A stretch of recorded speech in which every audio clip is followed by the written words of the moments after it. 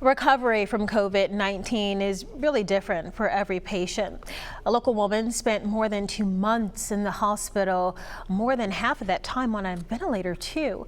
Our Lee Peck is outside Infirmary Health, where the woman is a nurse. And Lee, her success story is just one of so many people who've nearly lost their battle with this illness.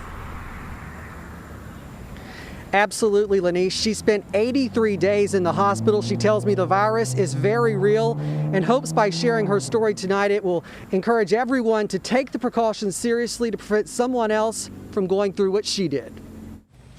In the 4 weeks she's been home from the hospital, Karen Parker continues to make strides. The mother of 4, recovering from COVID-19, came very close to dying. Close only counts and hand grenades on horseshoes, and I'm here still.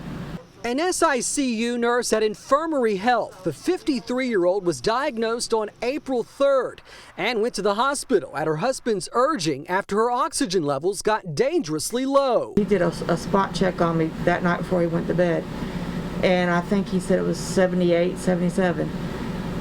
And he says, we need to go to the hospital now.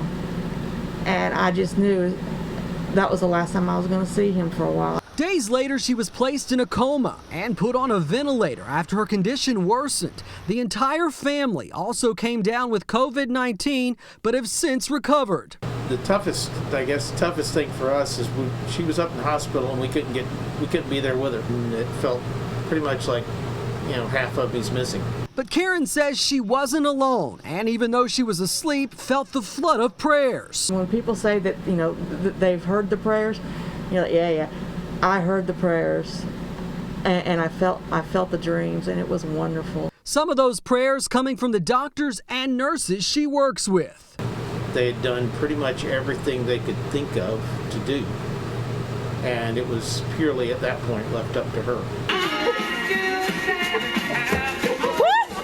A fighter by nature, Karen didn't give up.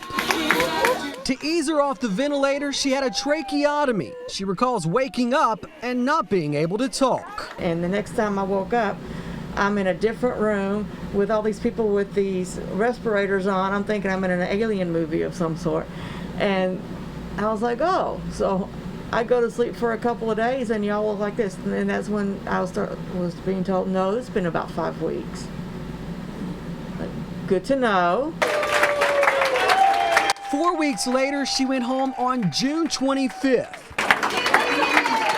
Still on oxygen, she continues to do physical therapy. And while she's determined to go back to work, her biggest goal is to be done with the walker for her son's wedding in March. My goal is not to have anything in front of me except for my son as we're walking down the aisle, because it's his wedding. We're going to get there. It's just, I got to actually understand it's going to take a little bit of time, and it's not fun. I pray nobody has to go through it, but if you do, you can come through it.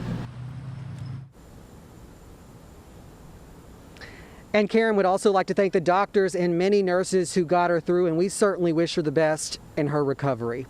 Live tonight outside Infirmary Health, Lee Peck, Fox 10 News.